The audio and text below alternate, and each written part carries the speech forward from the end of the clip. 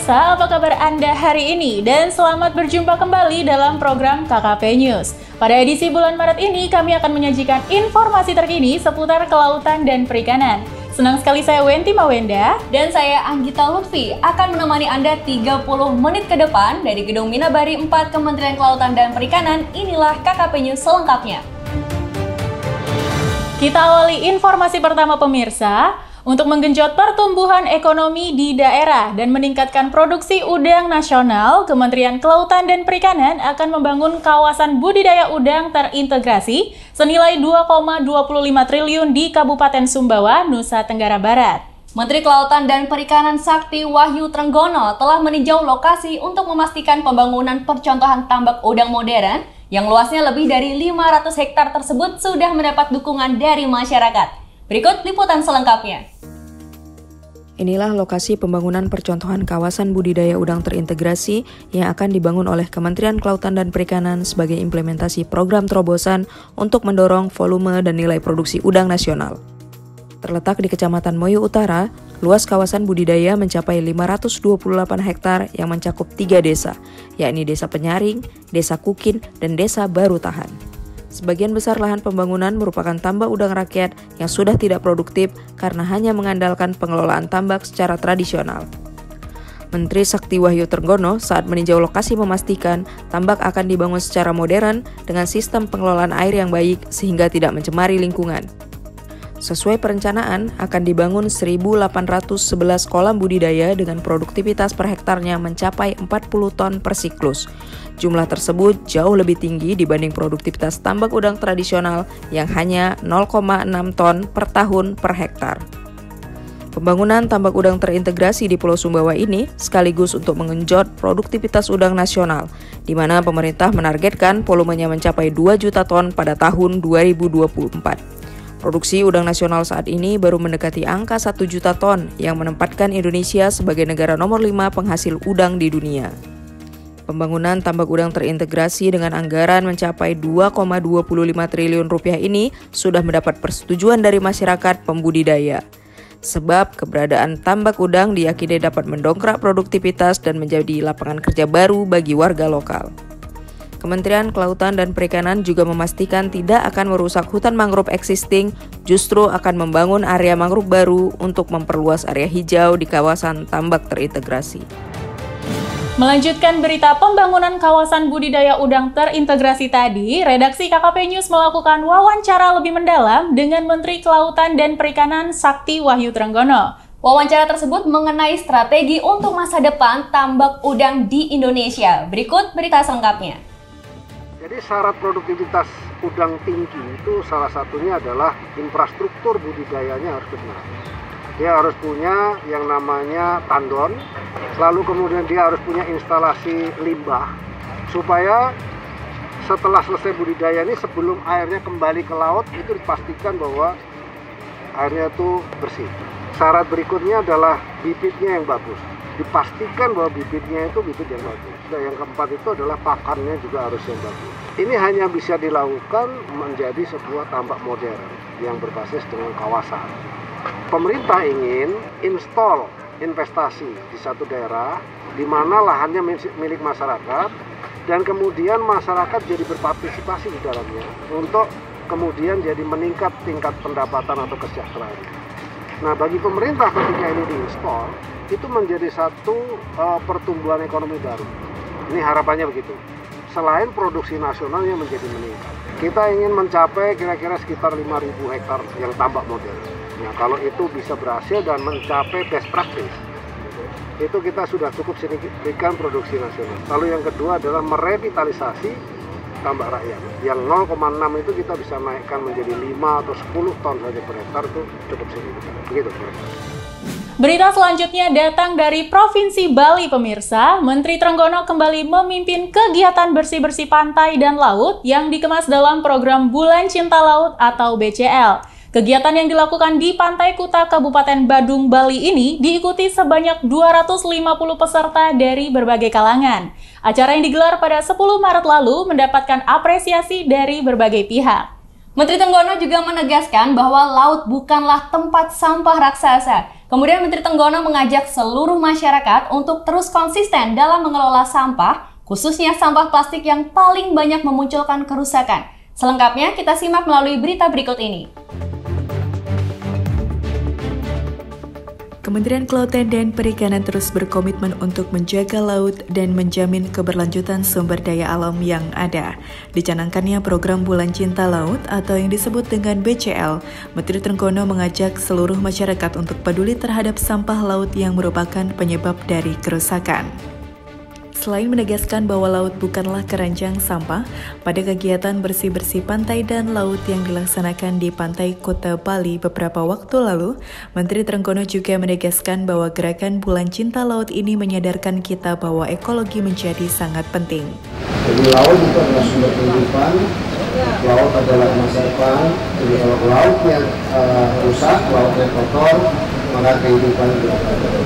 Maka dari itu, gerakan ini adalah gerakan untuk menyadarkan kita tidak hanya kepentingan ekonomi semata, tetapi ekologi yang lebih penting. Sehingga ekologi dulu diutamakan, untuk bersabar dulu ekologi yang dijaga, dengan demikian nanti ekonominya akan meningkat.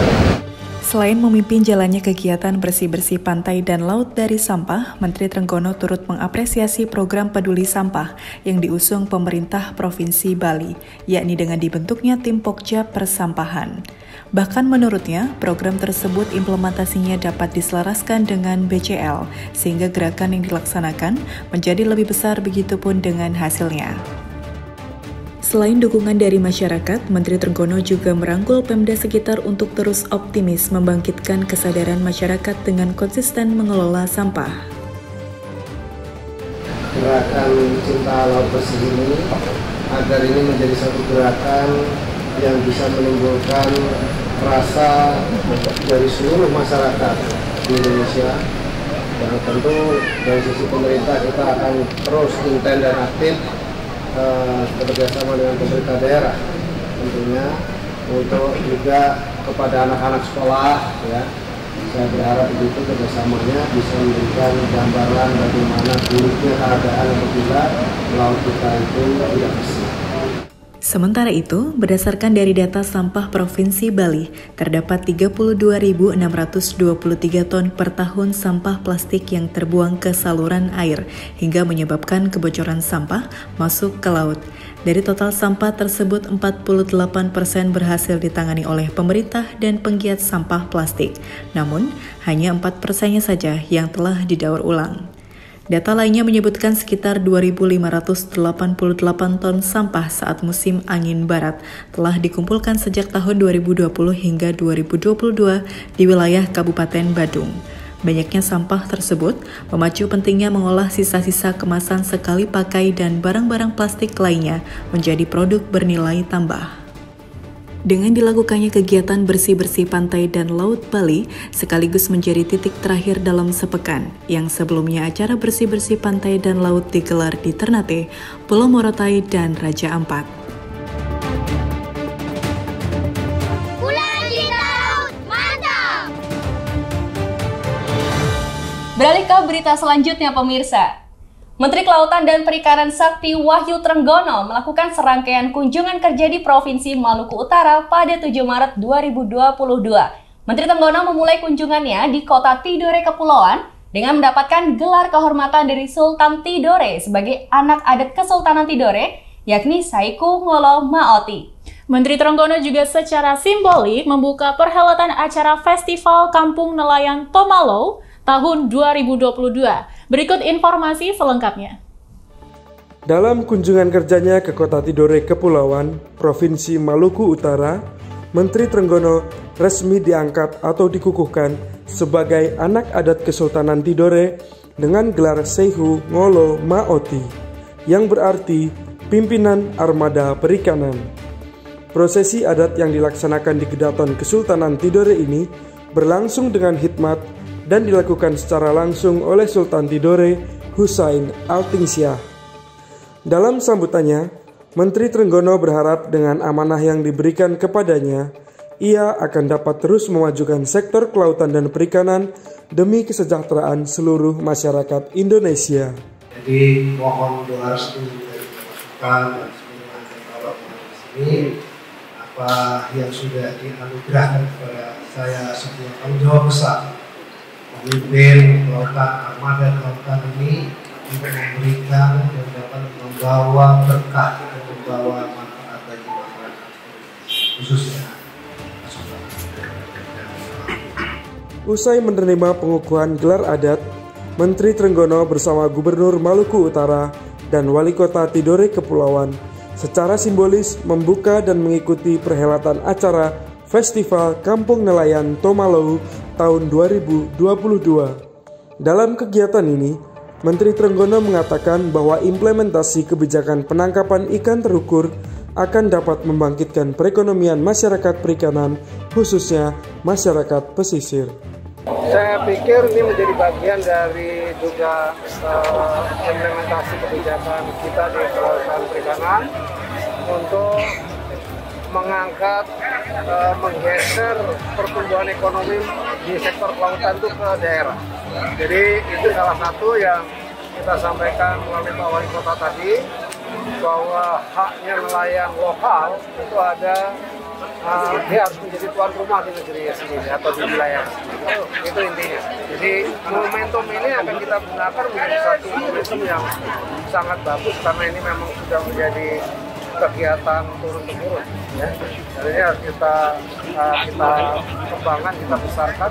Di Kota Tidore Kepulauan ini, Menteri Trenggono juga secara simbolis melakukan peletakan batu pertama pada pembangunan Sentra Perikanan Terpadu atau SPT Tomalau, yang nantinya akan menjadi pusat pengelolaan hasil perikanan nelayan setempat sekaligus mendukung program Kampung Nelayan Maju atau Kalaju.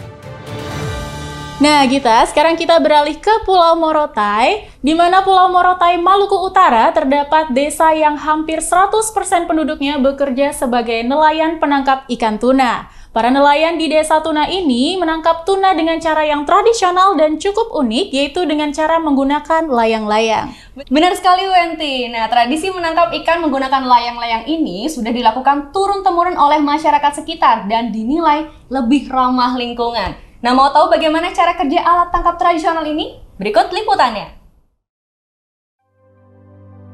Pulau Morotai di Maluku Utara memiliki potensi perikanan yang sangat besar. Salah satu komoditas terkenal dari pulau kecil terluar ini adalah ikan tuna.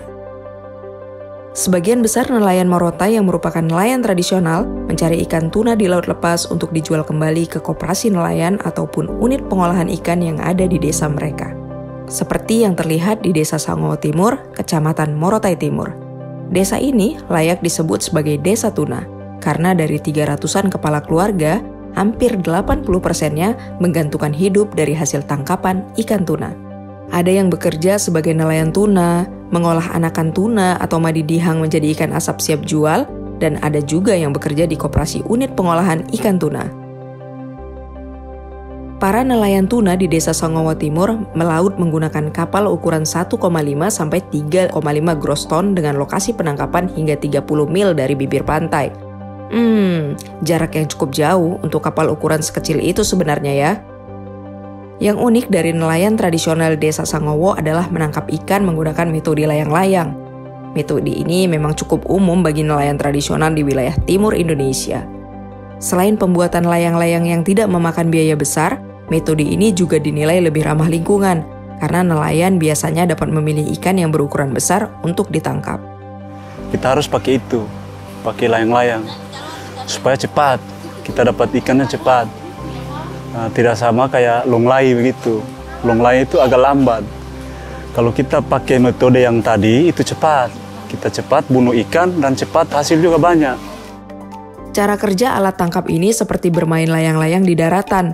Nelayan mengulur tali sambil menanti tiupan angin yang akan menerbangkan layang-layang dengan sempurna di ketinggian hingga 7-10 meter dari atas permukaan laut.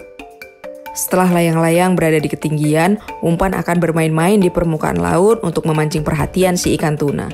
Dalam sehari, nelayan mampu membawa pulang 2 hingga 4 ekor tuna dengan ukuran masing-masing mencapai 30-50 kg per ekor. Jika musim ikan tiba, mereka bisa menangkap lebih dari 10 ekor.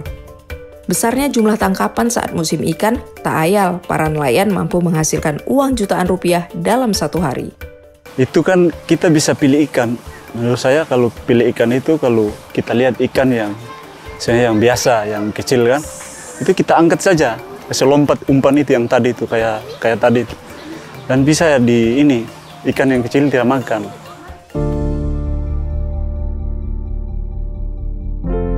Nelayan tuna di Desa Sangowo tak ketinggalan dalam hal inovasi dan improvisasi. Bermodalkan ice plate, bantuan Kementerian Kelautan dan Perikanan, serta mesin pembuat es balok, para nelayan yang tergabung dalam Koperasi Tuna Pasifik berusaha menjaga kualitas tuna tangkapan agar nilai jualnya tetap tinggi. Ikan tuna tangkapan nelayan diolah menjadi tuna loin dengan produksi rata-rata mencapai 10 ton per bulan. Pengolahan tuna juga mengikuti standar yang ditetapkan, di mana seluruh pekerja wajib menggunakan alat kerja yang sesuai, mulai dari sarung tangan, sepatu bot, hingga menjaga area pengolahan tetap bersih. Tak ayal, olahan tuna hasil produksi Koperasi Tuna Pasifik berhasil diserap pasar, khususnya pasar perikanan di Bitung, Sulawesi Utara. Tuna loin dari Desa Sangowo selanjutnya dijual kembali untuk memenuhi kebutuhan pasar lokal Pulau Sulawesi, Bali, dan juga Pulau Jawa. Dengan adanya bantuan pabrik es flake ini, awalnya kita nelayan di sini belum memiliki pabrik dan esnya itu kita kumpul ke warga yang memiliki kulkas. Dan ketika pabrik ini sudah ada, sangat terbantu dan ada perubahan dari sisi kualitas ikan maupun kebutuhan nelayan yang lain. Koperasi ini kita kerjasama dengan investor perusahaan dan mereka bukti dari hasil ekspor pengiriman itu adalah untuk yang ada di koperasi itu nilainya 95% itu ekspor, kualitasnya A. Kita baru saja beberapa bulan lalu diinformasikan dari mitra investor kita.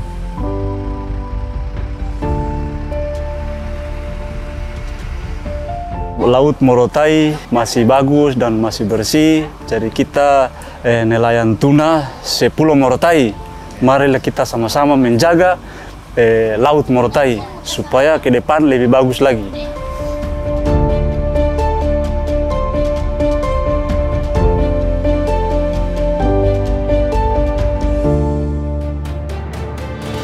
Wah, seru sekali ya, ternyata layang-layang itu digunakan untuk menangkap ikan tuna. Nah, tadi kita sudah bicara mengenai ikan tuna, saat ini kita beralih ke rumput laut. Kementerian Kelautan dan Perikanan terus mendorong peningkatan produktivitas budidaya rumput laut di seluruh Indonesia, seiring dengan akselerasi program prioritas KKP tahun ini. Dalam kunjungan kerjanya, Menteri Trenggono nyatakan KKP siap dampingi masyarakat untuk mendorong peningkatan produktivitas budidaya rumput laut di Halmahera Barat. Berikut berita selengkapnya. Menteri Kelautan dan Perikanan Sakti Wahyu Trenggono meninjau lokasi budidaya rumput laut di perairan Jailolo, Kabupaten Halmahera Barat pada awal Maret lalu. Dalam kunjungan kerja tersebut, Menteri Trenggono melihat potensi budidaya rumput laut yang dimiliki dan mendorong produktivitasnya agar terus meningkat. Hal ini sejalan dengan program prioritas KKP dalam mengembangkan budidaya yang berorientasi ekspor. Saya bawa orang budidaya, direktur budidaya, mana tadi? Direktur budidaya. Lalu kemudian ada balai budidaya, pengembangan kultur jaringan yang di Ambon juga ada. Saya minta di sini nanti dibuat juga terminal satelitnya begitu. Yang kedua saya bawa direktur DLU LPUMKP. Tujuannya saya pengen tahu berapa sebetulnya kapasitas produksi di rumput laut. Rumput laut ini satu komoditi yang cukup bagus. Kalau Halmahera Barat ini nanti ke depannya bisa dikembangkan menjadi pusat budidaya rumput laut, itu adalah salah satu komoditi unggulan Indonesia untuk ekspor. Ya. Nah, kita pemerintah pusat pengen lihat langsung apa yang terjadi. Lalu apa yang harus kita bantu, itu intinya. Kabupaten Halmahera Barat memiliki potensi yang tinggi dalam budidaya rumput laut. Hal ini didukung oleh lingkungan yang memadai seperti sumber cahaya matahari yang cukup dan laut yang bersih, yang menjadi salah satu keunggulan lingkungan Kabupaten Halmahera Barat. Kegiatan budidaya rumput laut di Kabupaten Halmahera Barat dimulai dari tahun 2017 silam, khususnya di Kecamatan Jailolo yang dipelopori oleh berdirinya kelompok Dorolamo. Seiring dengan keberhasilan budidaya, pembudidaya di daerah ini terus bertambah. Nah, jadi saya arahkan anggota, saya ajak masyarakat, ternyata dia mau. Nah, kalau mau berarti kita kerja. Itu dengan anggota 10 orang, lama-lama karena hasilnya bagus, pembelinya juga siap, makanya dia tertarik. Jadi begitu saya ajak, dia ikut. Jadi 10 orang jadi 70, khususnya di Desa Buanhena. Gitu. Nah, nanti baru kembang ke Galala, Buah Madu. Jadi kalau dari 2018 lah sampai di 2019 itu anggota kita itu dari Buanhena sampai dengan Buah Madu itu jumlahnya 100 orang. Satu kecamatan Jailolo. 3 desa itu. Budidaya rumput laut di Kabupaten Halmahera Barat manfaatnya telah dirasakan oleh masyarakat dalam meningkatkan pendapatan, bahkan menjadi sumber mata pencaharian bagi masyarakat. Tahun 2019 merupakan masa puncak keberhasilan produksi tertinggi rumput laut Jailolo. Sebagian besar hasil produksi rumput laut dipasarkan keluar daerah Maluku Utara seperti Surabaya, Jawa Timur. Bahkan hingga sekarang, rumput laut dari daerah ini selalu mendapat tawaran kerjasama dari investor domestik. Namun pada tahun 2020, budidaya rumput laut di perairan Jailolo menurun dikarenakan terserang penyakit tritip yang diduga disebabkan oleh cuaca. Penyakit ini digambarkan seperti karang kecil yang menempel dan menghambat pertumbuhan rumput laut yang dibudidayakan. Kalau sekali panen itu kan dari orang 70 ya, karena pas di desa saya, itu per orang pada saat itu kan awalnya itu masih 500 kilo, itu awalnya. Jadi dia berkembang sampai di 2019 itu pertengahan itu dia sudah mulai mencapai 1 orang. Sekali panen itu bisa capai 1 ton. Sejak 2020, KKP melalui Balai Perikanan Budidaya Laut atau BPBL Ambon telah memberikan stimulus kepada kelompok pembudidaya di daerah ini untuk mendorong produktivitas budidaya rumput laut. Kali ini, untuk membangkitkan budidaya rumput laut di daerah tersebut, KKP melalui BPBL Ambon kembali memberikan bantuan sarana budidaya berupa kebun bibit rumput laut atau KBRL. Selain itu, KKP siap memberikan pinjaman modal melalui BLU LPM UKP bersamaan dengan pendampingan yang terus dilakukan oleh KKP melalui penyuluh perikanan. Dengan adanya berbagai stimulus yang diberikan dari KKP, harapannya kelompok pembudidaya di daerah ini dapat mandiri, serta produksi budidaya rumput laut di daerah Halmahera Barat dapat terus meningkat. Nah, berita kali ini adalah liputan yang saya sukai nih, yaitu berwisata bahari. Siapa dari kalian yang suka menghabiskan akhir pekan dengan bermain di alam, menghirup udara yang segar, melihat birunya langit dan jernihnya air laut? Kalau bahasa anak milenial sekarang, waktunya healing, bestie. Ya, kali ini Pesisir KKP mengajak sahabat bahari berwisata ke timur Indonesia. Kampung Sarprokren menjadi salah satu destinasi wisata di Kabupaten Raja Ampat. Kampung ini dikenal kaya akan potensi wisata baik darat maupun lautnya. Mau tahu apa aja sih yang bisa kita nikmati di Kampung Sarprokren? Kita simak penjelasannya di tim Pesisir KKP. Kampung Sarprokren yang berada di Provinsi Papua Barat ini memiliki 2 atraksi wisata unggulan melalui potensi hutan yang dimiliki, di antaranya birdwatching dan jungle trekking. Sementara untuk sahabat bahari yang lebih suka main di laut, desa ini juga menawarkan potensi laut yang tidak kalah indah, yaitu spot diving dan snorkeling dengan suguhan air laut yang sangat jernih dan bersih. Potensi tersebut telah menjadi daya tarik bagi para penyelam mancanegara loh. Saat memasuki desa wisata Sarprokren ini, sahabat bahari dapat menemui warga sekitar. Karena munculnya desa wisata ini berawal dari inisiatif warga setempat untuk membangun homestay yang ramah lingkungan dan jalur pengamatan burung. Kesempatan kali ini, kami beruntung bertemu dengan 2 adik manis, Marta dan Marti. Jadi, 2 adik ini yang akan menemani kita jalan-jalan di desa wisata Sarprokren.